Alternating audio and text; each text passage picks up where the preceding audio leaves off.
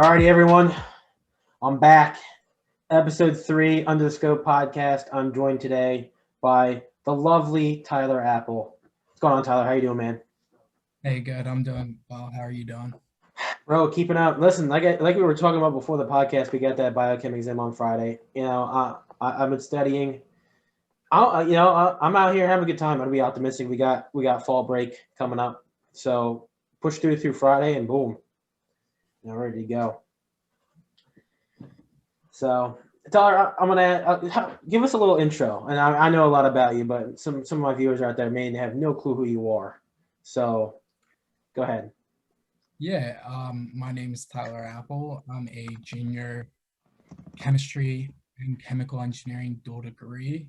Um, I am a part of the professional society of Alpha Chi Sigma, and that's the chemical society. I'm also part of a social fraternity, Kappa Sigma, and I also do play hockey for Widener.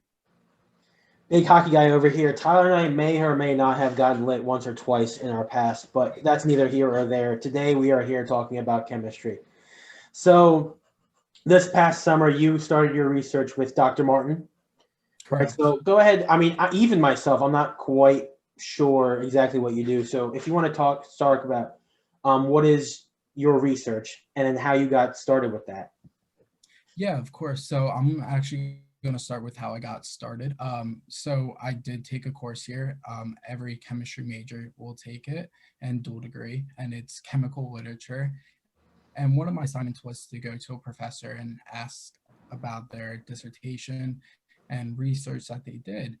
And when I was talking to Dr. Martin, it just came up that this new opportunity was going to be here. And I kindly asked her, I was like, hey, would you mind if I jump on board? And she said, no, of course.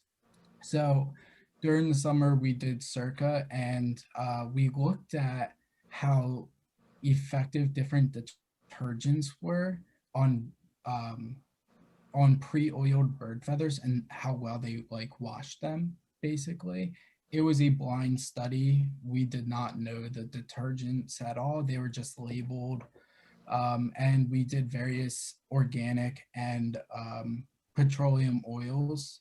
We were trying to copy a publication that DuPont posted. However, we fell short. We couldn't order all the chemicals, so we just had to kind of make scale it down just a tad. Um, until we get all the chemicals, we don't know if it will actually work or not. The results that we got were inconclusive. But yeah, that's basically what my research was over the summer. So I've heard you kind of talk about it before in the past. I would say the biggest clue into what you do is, and the most practical example is, I guess, would be oil spills when you have like birds flying into the oceans and they get oil all over their feathers. So that's probably the most practical example of it, right? So Yeah, correct. It deals with a lot of oil spills and effective wildlife. mhm. But yeah, that's basically it. So you said your results were a little bit inconclusive, right? I'd imagine part of that was not having those supplies, like you mentioned, but a part of that also was obviously because of COVID, right? I mean, everything was shut down so short. So let Mhm. me ask you this: what part of your research did you get to? Because like, at what point did you like stop? Yeah, so we did a lot of experiments. So we did very small scale experiments, including putting various types of oils on feathers, letting them sit there and wash them, and then do percent weight and see how much residue is left on the oil. We also took a lot of IRs of the feathers, which to my knowledge has not been done before. So that was very cool. We did stop at a place where we made a synthetic oil mixture. It was basically a petroleum oil mixture with 5 components instead of 10, because we couldn't get all 10. And that experiment yielded inconclusive results. So we didn't know what was happening. So we were looking at the procedure and trying to revise it. So right when we got inconclusive results, we knew that something was wrong, going back to the procedure, because the components of the oil that wouldn't make a big difference. It's just kind of coating the feather. So Mhm. we knew there was one solvent that we shouldn't have used that we did. Mhm. So we're right now in the process of trying to revise that. So it was I would say there was not enough credibility within your experimental methods that resulted in inconclusive results, not necessarily the effectiveness of the detergents, correct? Yeah, the detergents didn't really have anything to do with this part of the experiment. The detergents were all good. It was just the credibility of the paper that we were using. However, that paper was published in 1990, 1993, and 2000, this roughly the same experiment. So this hasn't been done in over 20 years. Mhm. So there could have been a hiccup or two, but yeah, basically the credibility of our source was not credible. Like Yeah, we couldn't yeah. rely on.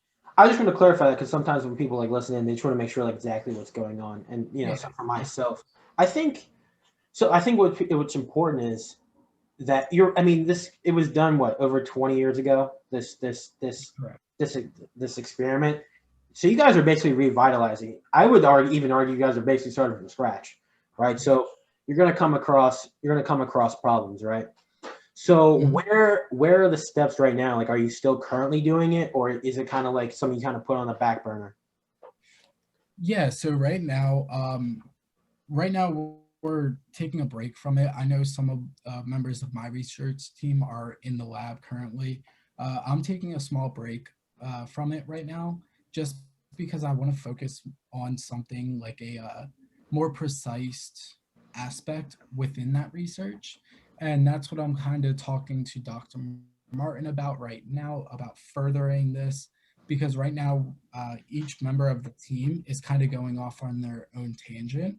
Mhm. So we're just kind of picking our own tangent right now, and I'm hoping to start um, this research probably in February, Mhm. and then just take all July just to like do a bunch of background information on it. Yeah, this is something that I discussed with a lot, and my last guest, Dr. Bass, we were talking about research in general. I think one of the biggest misconceptions about research is the amount of time that you got to put into it, right? Research Mhm. is one of those things where you can put as much time as you want into it, right? And no one's going to shame you for stepping away from it for a little bit because, things happen, things come up. And so I think it's interesting that you guys are all taking different routes. If you don't mind me asking, like what's the route that you're going into that you want to kind of Yeah, see? yeah, of course. So the route that I'm kind of going into is more of a biochemistry Mhm. um, aspect. It does have that chemistry in it, so that's why I can still do it. But the one major thing is when birds are submerged in oil and water mixture, their hydrophobic layer is actually destroyed. So that means that they are vulnerable to all the chemicals that are in the oil. So I'm looking at what hazardous chemical has the most impact on a protein that is commonly found in bird feathers, which would be beta carotene. Um, and I'm kind of looking at to see if the protein will basically be denatured in Mhm. any sort of way. So just for those who don't know, so hydrophobic just means basically it means it's afraid of water. So that's the dumbed down version of what he's doing. But yeah, so you're taking the biochemistry aspect of this, which is so this is where Dr. Clems will come in, I assume. Yeah, yeah, this is where Dr. Clems is going to come in. And I encourage everyone to, even if you have like a research idea that you want to do, just talk to a bunch of people. That's what I would do. And I mean, my schedule this coming week is filled with just meetings Mhm. with different professors. And yeah, Yeah, so like it's a lot of time commitment, right? But it's something that if you're interested in, like you're gonna make time for it. And I think that at the end of the day, research is research, and this is like groundbreaking stuff like no one's else been trying. So I think all this stuff's really important. That's really awesome, man. So yeah. And No, go ahead. Go ahead. Okay. Yeah, I'm just saying like basically it takes a lot of time because you don't know how involved you're going to get. Mhm. You might start it and be like, oh no, this might not be something for me, but then you stumble upon one paper and then everything changes and you basically devote all your time to it. So yeah, it's very time consuming. Yeah, man, ask questions, and you never know what can happen. Especially here at this Mm. campus. I think the chemistry department's so open. Honestly, like if you really get to know the chemistry department, like man, like they'll talk to you for hours. I think about whatever. Yep. So let me ask you this. So I know we discussed off camera about because like your journey from like when you came in as a freshman versus now it's shifted a lot, right? I know you came in as a chemical engineer, right? And you picked up the Yep. delivery. So I wanted would you be able to speak on that a little bit, right? So where was so you came in as a chemical engineer and then you picked up the chemistry. When did you know you wanted to do that? And then what do you want to do like in the future? Yeah. So I kind of knew before I even came to Widener, when I was actually picking college, I knew I wanted to do chemical engineering. So that's why I came to Widener as a chemie. Right when I hit the laboratory for general chemistry 1 and 2, I kind of knew I liked the lab aspect of it. I didn't even have a engineering class, an actual chemical engineering class yet. Right when I did have the chemical engineering class, though, it was something that I was good at. Um, it came easier to me than some people, and so I thought to myself, well, since I'm already good at it, might as well stick with it. Um, and and just add the chemistry so I can get all that lab experience and maybe further down the road, someone will see the chemistry and be interested in me working with them in a lab or something. So that's kind of why I really got it. Mm. Yeah, I think having a people really turn down on lab work, right? When they enter the labs, people think it's really tedious, and that may be true sometimes. But if you let it happen and you ask critical questions, I think people will love like the research lab, right? So I Oh see yeah. what you're saying. What do you want to do? What do you want to do like in the future? Like where do you see yourself going after you graduate? Yeah, so currently I'm also a pre-med Mhm. um, on a pre-med track. So therefore, I kind of want to do something with the, medicinal aspect of everything, even if it's just pharmaceuticals or pharmaceutical research or something like that. My ultimate goal is going to medical school to get a DO and What's basically, that? Sorry, I don't know um, what that is. yeah, it's a doctor of osteopathic medicine. Okay. It's it's a little less than MD, like MD DO, kind of the same thing, but DO is more of the research side from my understanding of when I talk to people. And so I kind of want to do the research side of a like medical professional degree. Um, I do have one backup plan just in case that doesn't work out. And I hope to get a PhD in medicinal chemistry or something that deals with cancer biology. Dude, that's so admirable, man. I think anything's possible, man. Like, Mhm. it's crazy. It's crazy to think like when because I was the same way. Like when I came to Widener, I came here for chemical engineering without really any interest in chemistry, without even really knowing it, right? So without even knowing I had any interest in chemistry, and then the dual degree became an option, and I was like, then Dr. Sands kind of twisted my arm, and well, now we're here, and I gotta say I've loved the choice, I intend to go get my PhD in organic chem, and they Mhm. really aren't too different, honestly. Medicinal chemistry and organic chemistry, they really aren't too different from one another. Not at all, but So yeah, like you said, you don't know what's out there, man, until you start asking. mhm. So, dude, I think you got it. Whatever you got in plan, it's gonna happen, man. It's gonna happen. Yeah. Yeah, I So, appreciate that. what's your favorite chemistry Widener moment? Like, what's like some of your favorite moments? Let's see. Some of my favorite moments would probably be I forget where we went, but chemistry club went to a outreach program, I believe.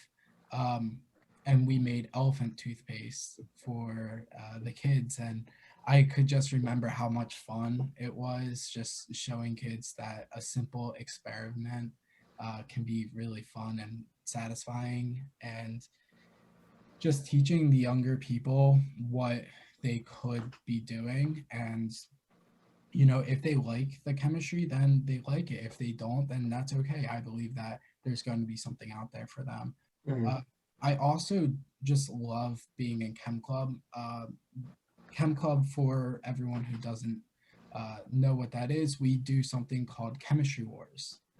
um, and it's where all the chem clubs in the local area at the different colleges compete head to head with each other. And I remember the first year I did it, we won. So that was a big, big highlight of my life, basically. I remember doing Pen Wars. I think it was my freshman year, and I went like, with like Sam Moon. It was Dr. Sands. I think Maddie Farrakho was. Well, you don't know her, but she was a senior at the time. Dude, it was fun. Like it was us. I don't think we won, but it was us, like Temple, maybe Drexel. It was just all a bunch of chem clubs, and like we all went there, and it was just like a bunch of like chemistry nerds just doing chemistry stuff. So it was really interesting. I know last year or 2 years ago, I guess you guys brought home the big trophy. Yes, we did. 2 years ago, my freshman year, Yeah. um, we did bring home that trophy. And me and Noah, um, also a dual degree, he and I were the ones in the final event, and it just kind of made it more special because like we were the ones who kind of brought it home. Mhm. And I just remember Sans' face just the whole ride home, just a big smile on it. Dude, that's that I actually didn't even know about that story until you told me that. So thanks for sharing me that, man, because that is pretty incredible. Because I know the chemistry department to be these loving people that just want to see the best in their students, and it's just crazy to go to like a Drexel Temple, these big schools Mhm. where I don't know, like I sometimes I don't get that vibe. Like you know what I mean? Like there's not that connection between like our department versus their department. Now, that's no shade on them, but that's just what I've seen from the outside. Would you kind of agree with that, or? Yeah, so being at Widener's is a smaller school compared to Temple and Drexel and stuff like that. We're much smaller than them. And I think that's like is one of the reasons why we are so close. You'll have professors that you have your freshman year, you'll have them for your whole college career. And that says something. Like my chemistry advisor is Dr. Bradley. I had him for Gen Chem 1, Gen Chem 2, and then sophomore year for inorganic and chemical literature. And you just kind of get to know everyone really well. And I can honestly say, I think all of the chem professors know most of the students probably by name. I would even say they definitely. I would say 99.9% where they like know you by name, and they will like they've called me out. And when I was a freshman, they were calling me out on like some crap that I like. If I wasn't pulling my weight, they would call me out, and I needed that. And it's like because they care. Mhm. Yeah, no, they absolutely do care. They care so much that they will basically go out of their way to help you. And I personally experienced that multiple times where a professor went out of their way just to work around my schedule, um, because they get it. You're in school, their office hours might not be the same time as your free time and all that stuff. So they actually take the initiative and say, well, how about we do this and stuff like that. So I think that it's just amazing. Mm. I want to go back to something you said earlier. So earlier you said you were making elephant toothpaste for. I think it's a Stetzer school, right? You were doing like it was for those kids, right? No, it was we went to Wilmington, Delaware. Okay. Was it Yeah. elementary school kids? Was it like really Yeah, young? they were Yeah. Okay. yeah. Yeah, I think it's incredible. Like, it doesn't have to be complicated, right? Like, it's. I think chemistry gets such a bad rep, right? People come in like, oh man, I don't want to learn about chemistry. Oh man, I stink at chemistry. It's like it's like you don't really get the math. Like you may not get the math because sometimes I don't get the math. I think a lot of people think the misconception is chemistry is like a math-based subject, and it can be. Look at physical chemistry and analytical chemistry; those are math-based. But if Mhm. you don't like that, there's other disciplines, and I think that we lose sight of that about I'd say elementary, middle school level. Um, when you were younger, did you like were you funded by the sciences and like chemistry and biology, or like what did you really not know? Yeah, so actually, that's a very funny story. Um, when I was younger, I would do everything just that dealt with science. I loved everything. The only on TV stores like the chemistry kits. Like I was the kid who had all of them. I was the kid who did all that stuff. I liked building things and stuff like that. So I think at an early age, I knew there was something to with me for the sciences. Mm. Um, and then as I kept going further and further in school, the more I can actually comprehend as I grow older, I realized I was like, wow, this is fun and this comes easy to me. And I remember sitting in eighth grade earth science and we were doing something with stoichiometry of something. It wasn't called stoic because we didn't know what that was. Um, but it was just unit conversion. And I find that like so amazing. And so I just knew right from then.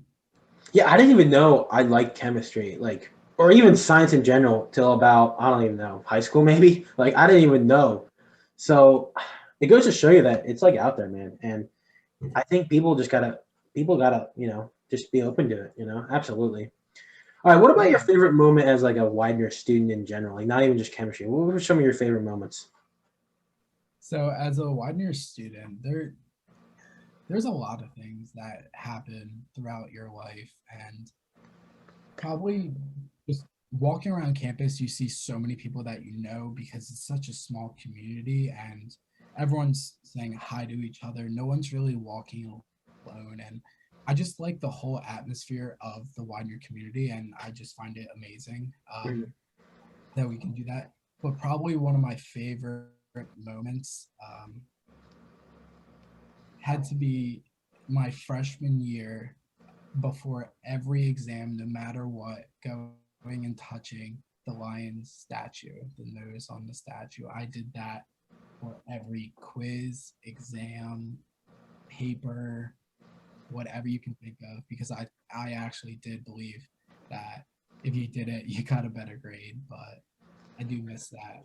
For those who don't know, there's I think it's a myth, but hey look, Tyler's shaking his head. I don't believe in that stuff, but I've been told that before like any stressful things like in a chemistry or not chemistry, I'm sorry, any exam, any quiz, anything, if you go and touch the lion statue in the middle of campus, it brings you good luck.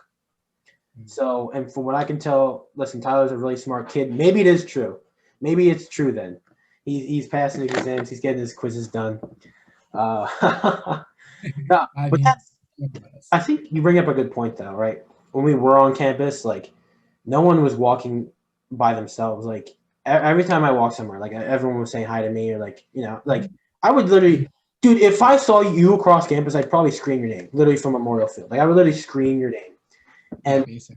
I think it goes to show you, man, that you build a community here. And it stinks that we are virtual, but I think we're making the adjustments. I do. I miss that. I miss that. I know, like when I graduate, I'm gonna miss like just being a student and just being that student feeling. So Mhm. that's one of the small things, though. That's like a small thing in life that you just don't appreciate until it's gone. Yeah, I mean, you just got to enjoy the little things. And right now, being online is not the best thing, but everyone's trying to make it work. It Mm. is a very stressful situation. Um, a lot of my professors like don't know how to properly do the class online, so they're working through that. Um, and it just comes down to I just miss being in the lab, and I was very lucky to be in the lab over the summer. So I did get that feeling, and I still have a lab class. But for the some people that don't even have classes on campus or all online, I just don't know how someone could do that. Mhm. It's a very stressful situation, though. Yeah, I think the best thing that I would say is like just try and reach out to your professors because the professors are struggling too. Like they really Yeah. are. Like they really do care. And like even today, like I was in Dr. Clem's office hours today. I was asking some of her questions about her exam that's on Friday, but I was also just sitting there just to be there, right? Like Mhm. if your professors have office hours, like just go and sit there for like 10 minutes and just say how they're like ask them how they're doing. Like it goes a long way, I think. So take the advantage of it. Yeah, I mean, I've never had a professor say no to Mm, coming to office hours, so absolutely. they're there.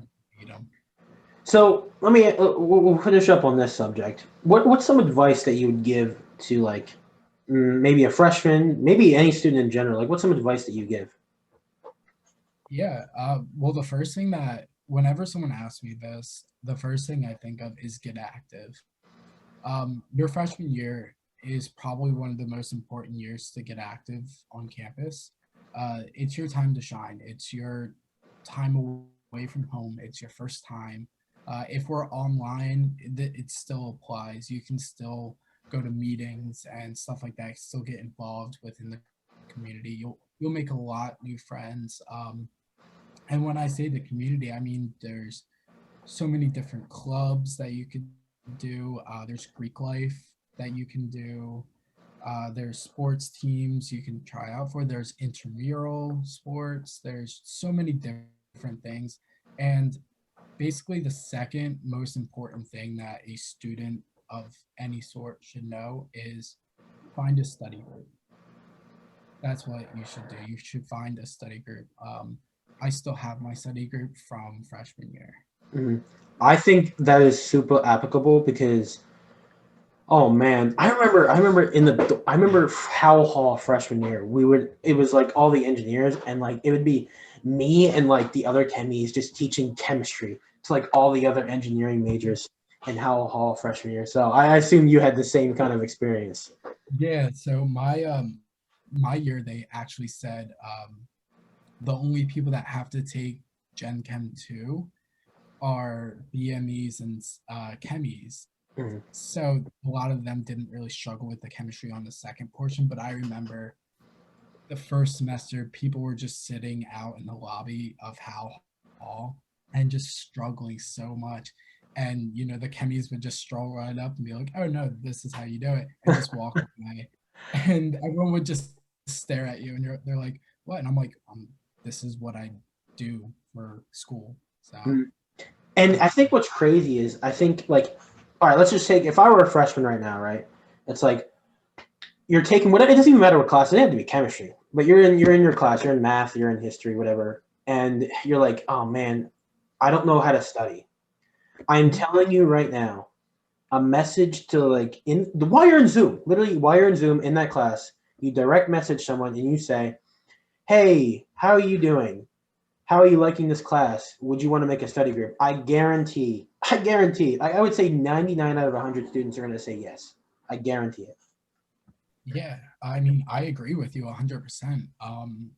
Everyone has that one common goal, and that's to do well. You don't really go to college not to do well. It may happen with some classes, but I don't know that's why you're okay. here if you are, but okay. um, and so basically, when you want to do well and you show someone else that you want to do well, it makes them uh, have that same energy, and then you guys kind of click.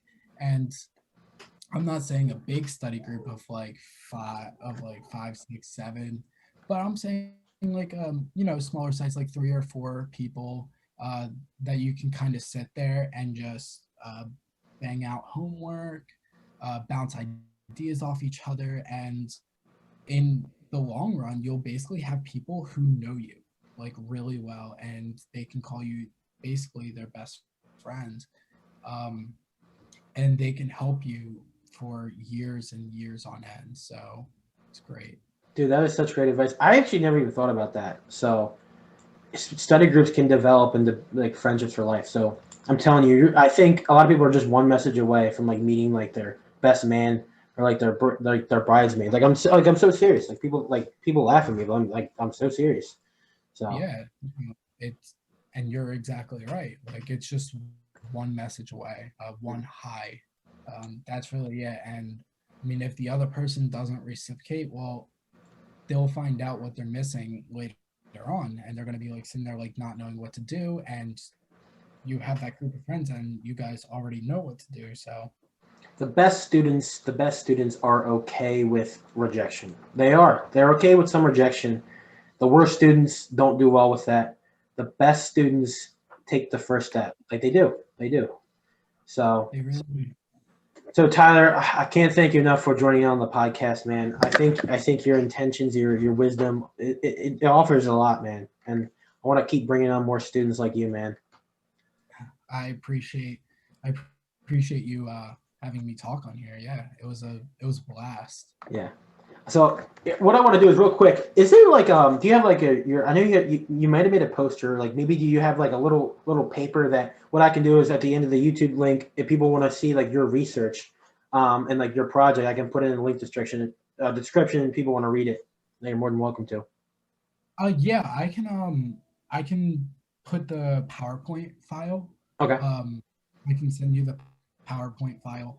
Let me just like tweak it. So give me Sure. like. Well, yeah. Don't worry. Yeah, don't worry about that. Yeah. So what we're gonna do is Tyler he'll send me over his research. We'll get that figured out, but it'll be in the link or it'll be in the description below. But yeah, man, dude, this is fun. I hope we do this again. Seriously. And join Chem Club. That's what I'll say. Join Chem Club. Join Chem Club. Alrighty. Go for it. All right, everyone. Thanks for joining in. It's been a blast. We'll see you next time for episode 4. We're going to bring on Dr. Martin, actually. Then you're left in the dust unless I stuck by.